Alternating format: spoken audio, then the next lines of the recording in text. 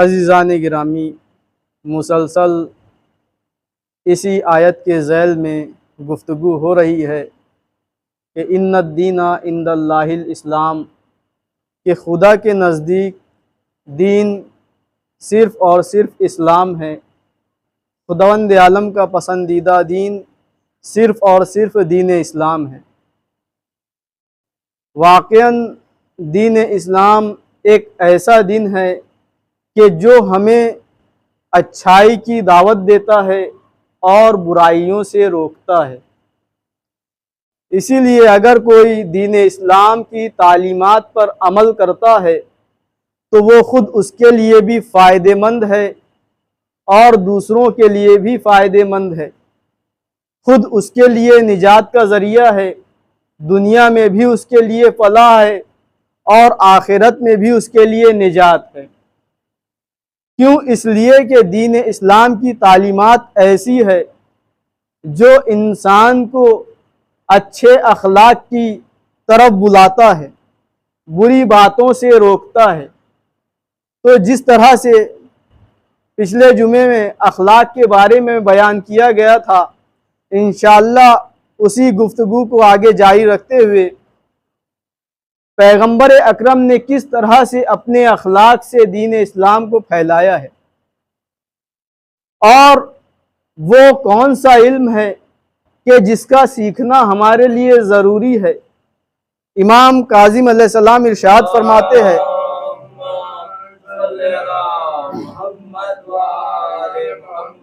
الزم العلم لک ما دلک علی صلاح قلبک واظہر لک فسادہ، کہ تمہارے لیے وہ علم سب سے زیادہ ضروری ہے جو تمہیں بتائے کہ تمہارے لیے کیا اچھا ہے، تمہارے نفس کے لیے کیا اچھا ہے اور تمہارے لیے کیا برا ہے۔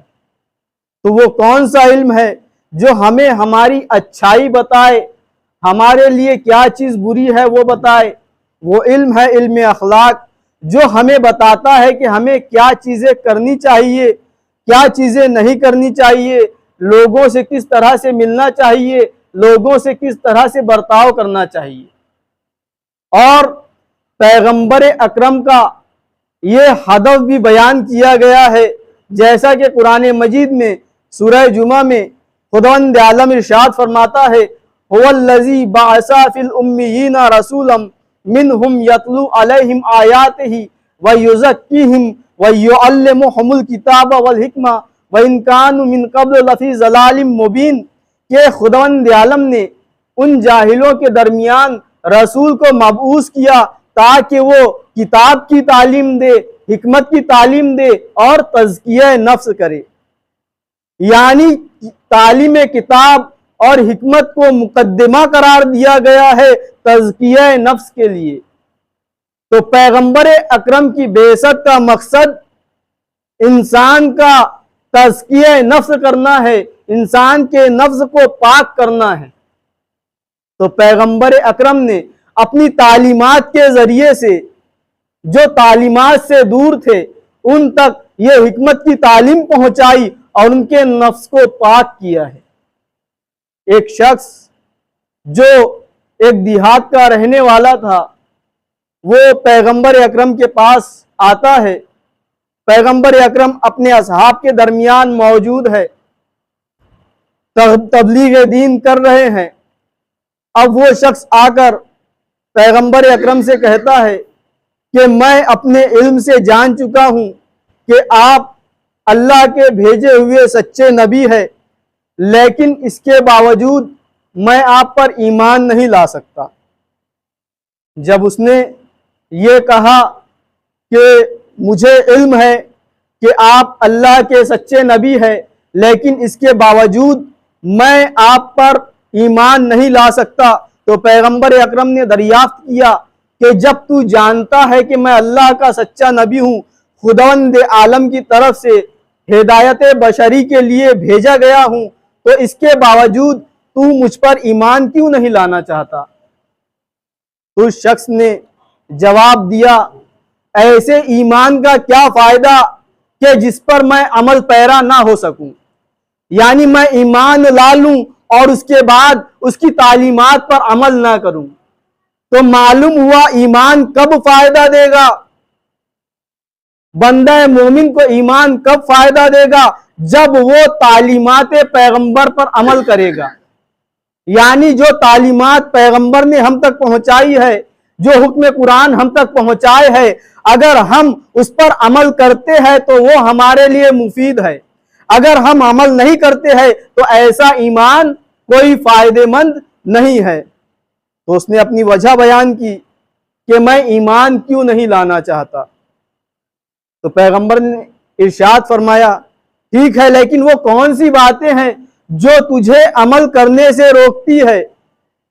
تو وہ شخص کہتا ہے، اے اللہ کے رسول، مجھ میں 3 برائیاں ہیں جو میں چھوڑ نہیں سکتا۔ تو پیغمبر نے کہا، کون کون سی برائیاں ہیں؟ تو اس نے کہا کہ میں پیشے سے چور ہوں، چوری کرتا ہوں، چاہوں نہ چاہوں مجھے چوری کرنی پڑتی ہے۔ اور دوسری خرابی یہ ہے، دوسری برائی یہ ہے کہ میں بہت زیادہ جھوٹ بولتا ہوں، یہ میری دوسری خرابی ہے۔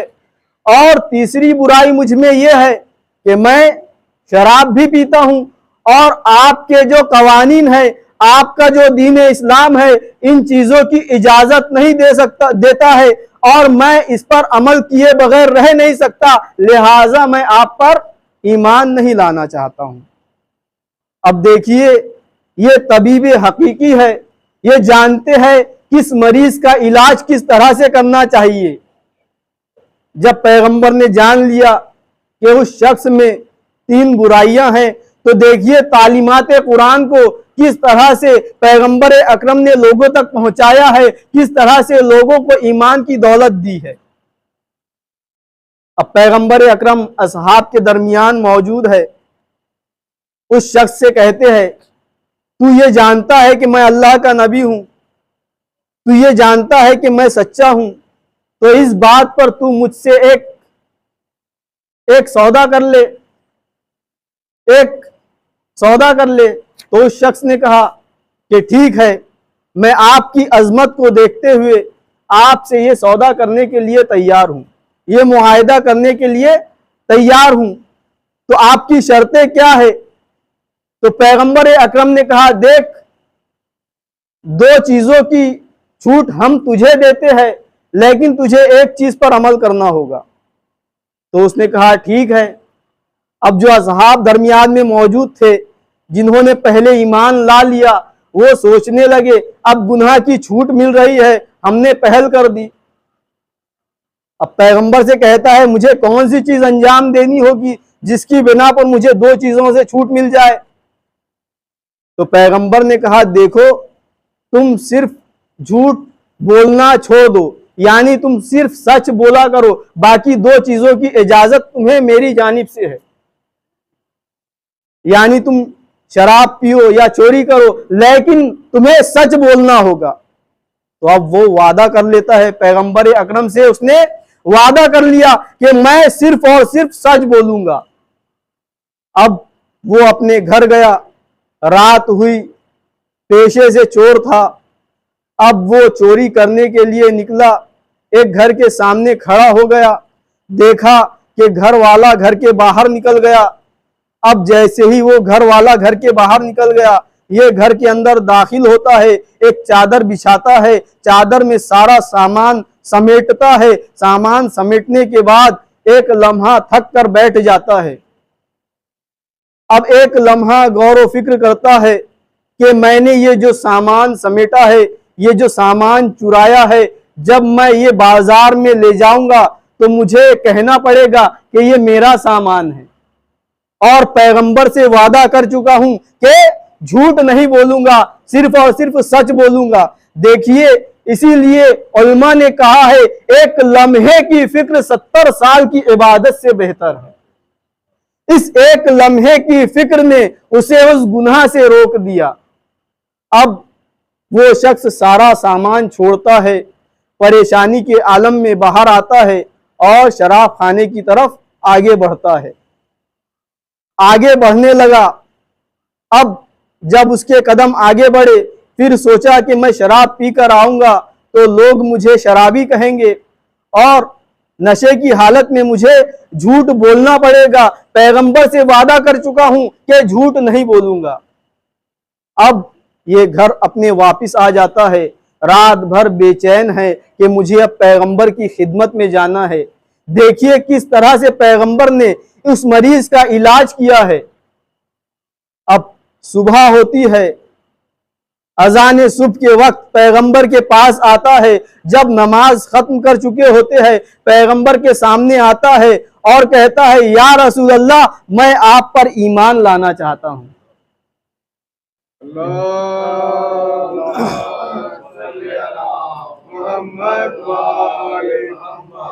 جب اس نے کہا یا رسول اللہ میں آپ پر ایمان لانا چاہتا ہوں، تنہائی میں آیا پیغمبر کے پاس۔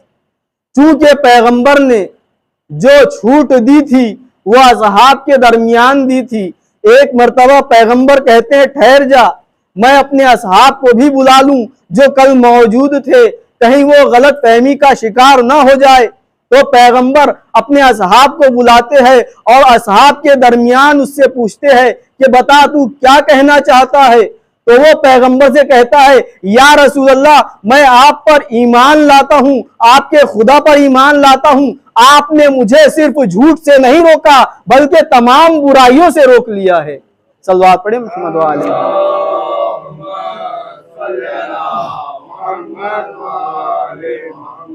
تو یہ ہے پیغمبر اکرم جنہیں مبعوث کیا گیا ہے قرآن کی تعلیم اور حکمت کے لیے، جو مقدمہ قرار پاتی ہے تزکیہ نفس کا، یعنی علم اور حکمت آنے کے بعد انسان کا نفس پاک ہوتا ہے۔ تو ہمیں بھی چاہیے کہ ہم تعلیم کی طرف آگے بڑھیں تاکہ ہمارے نفس کا تزکیہ ہو جائے۔ جیسا کہ ارشاد ہو رہا ہے پیغمبر کے بارے میں، پیغمبر اکرم خود ارشاد فرماتے ہیں انما بعثت لاتمم مکارم الاخلاق، کہ میں صرف اور صرف مکارم اخلاق کو مکمل کرنے کے لیے مبعوث کیا گیا ہوں۔ ایک اور حدیث میں ارشاد فرمایا بعثت بمکارم الاخلاق ومحاسنھا، کہ میں مکارم اخلاق کے لیے اور اس کے محاسن کے لیے مبعوث کیا گیا ہوں۔ تو یہ مکارم اخلاق کسے کہتے ہیں؟ مکارم اخلاق کیا ہے اور محاسن اخلاق کسے کہتے ہیں؟ تو یہ دو چیزیں ہیں۔ مکارم اخلاق یعنی کیا؟ نفسانی خواہشات سے لڑنا اور روح کو ہر قسم کی آلودگی سے پاک کرنا، یعنی اپنی اندرونی صفات کو پاک کرنے کا نام مکارم اخلاق ہے۔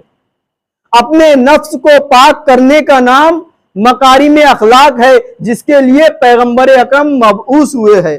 اب پیغمبر اکرم ارشاد فرماتے ہیں کہ مکارم اخلاق کسے کہتے ہیں؟ صلوات پڑھیں محمد وعلی محمد۔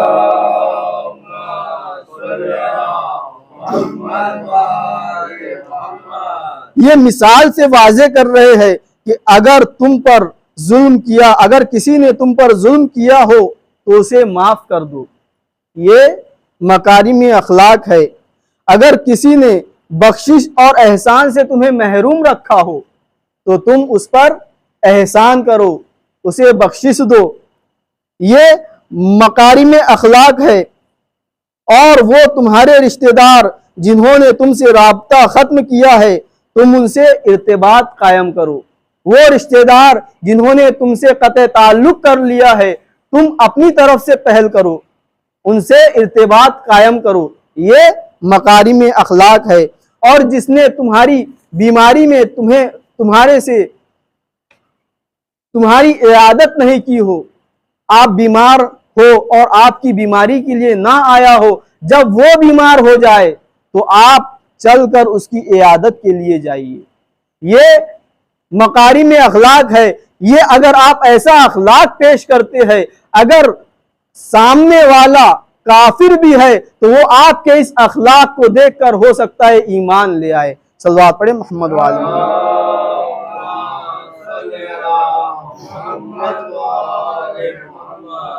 مکارم اخلاق کے ایک اور مصداق کو امام صادق علیہ السلام بیان فرماتے ہیں۔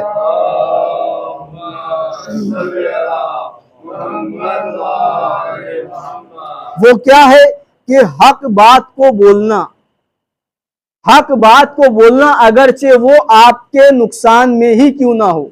یعنی آپ دیکھ رہے ہیں کہ میں جس بات کو بول رہا ہوں یہ حق ہے، لیکن اس کے بولنے کے بعد میرا بہت بڑا نقصان ہونے والا ہے۔ تو اخلاق یہ کہتا ہے کہ انسان وہ حق بات کو بولے، اسے چھپا کے نہ رکھے اگرچہ انسان کا خود کا نقصان ہو رہا ہو۔ یہ مکارم اخلاق ہے۔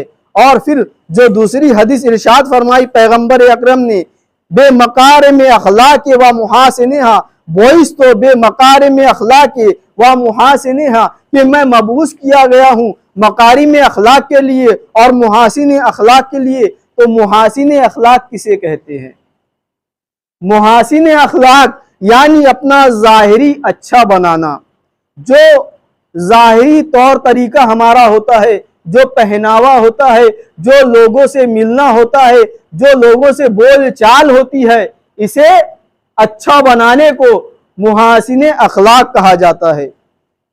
پیغمبر اکرم ارشاد فرماتے ہیں، راس العقل بعد الایمان باللہ التحبب الی الناس، کہ اللہ پر ایمان کے بعد سب سے اہم حکم عقل کا یہ ہے کہ لوگوں سے محبت اور دوستی سے پیش آنا۔ یہ انسان کی عقل حکم کرتی ہے اللہ پر ایمان لانے کے بعد کہ جو سب سے نیک عمل ہے، اچھا عمل ہے، وہ لوگوں سے اچھا برتاؤ، اچھا سلوک کرنا ہے، نیک سلوک کرنا ہے۔ امام صادق علیہ السلام ارشاد فرماتے ہیں،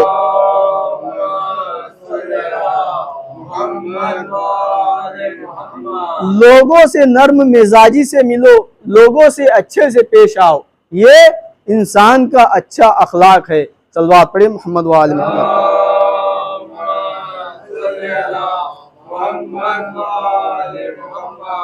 مکارم اخلاق حاصل کرنے کے لیے انسان کو اپنے نفس سے لڑنا ہوتا ہے۔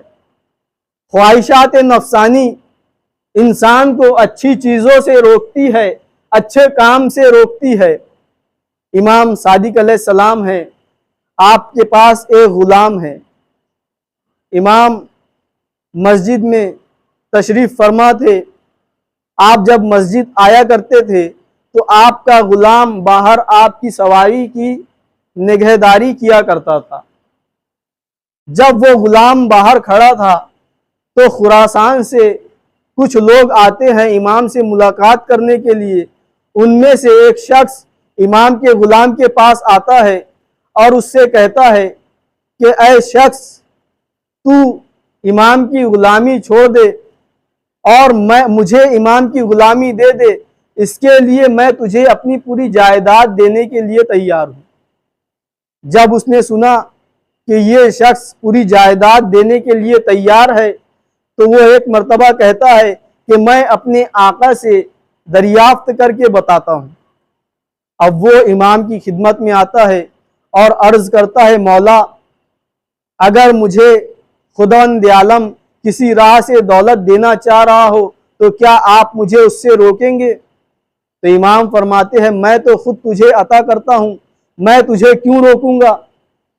تو وہ امام سے فرماتا ہے، ایک شخص خراسان سے آیا ہے، وہ کہہ رہا ہے کہ اسے آپ کی غلامی کرنی ہے، اس کے لیے وہ مجھے پوری اپنی جائیداد دینے کے لیے تیار ہے۔ اب امام کہتے ہیں، ٹھیک ہے، اگر تو میری غلامی سے اب گیا ہے تو ٹھیک ہے، تو چلا جا اور اس خراسانی کو بھیج دے۔ جب وہ جانے لگا تو ایک مرتبہ امام اپنے غلام کو آواز دیتے ہیں، کہتے ہیں، ٹھہر جا، میں تجھے ایک نصیحت کرنا چاہتا ہوں۔ تو غلام عرض کرتا ہے، مولا، آپ کی کیا نصیحت ہے؟ تو امام فرماتے ہیں، روز قیامت پیغمبر اکرم خداوند عالم کے نور سے ملحق ہوں گے اور مولا امیر المومنین پیغمبر اکرم کے نور سے ملحق ہوں گے، اور دیگر ائمہ جو ہے وہ امیر المومنین سے ملحق ہوں گے، اور ہمارے شیعہ اور ہمارے غلام ہم سے ملحق ہوں گے۔ اب تو یہ تجھ پر ہے، تجھے کیا چاہیے؟ اب جب اس نے سنا کہ غلام اور شیعہ قیامت میں مولا امیر المومنین سے، پیغمبر سے اور ائمہ اہل بیت سے ملحق ہو جائیں گے، تو اس نے غور و فکر کیا اور کہا مولا میں آخرت کو ترجیح دیتا ہوں دنیا پر۔ اب وہ اس خراسانی شخص کے پاس آتا ہے، چہرے کا رنگ بدلا ہوا ہے، تو وہ خراسانی شخص کہتا ہے کہ اے شخص، میں تیرے چہرے کا رنگ دیکھ کر بتا سکتا ہوں کہ تو اپنے اس وعدے سے پھر گیا، جو تو نے سودا کیا تھا اس سودے سے تو پھر گیا ہے۔ تو وہ شخص کہنے لگا ہاں ایسا ہی ہے، اس لیے کہ مولا نے مجھے اپنی ایسی عظمت بتا دی ہے کہ میں اس کے بعد مولا کی غلامی چھوڑ ہی نہیں سکتا۔ صلوات پڑھیں محمد و آل محمد۔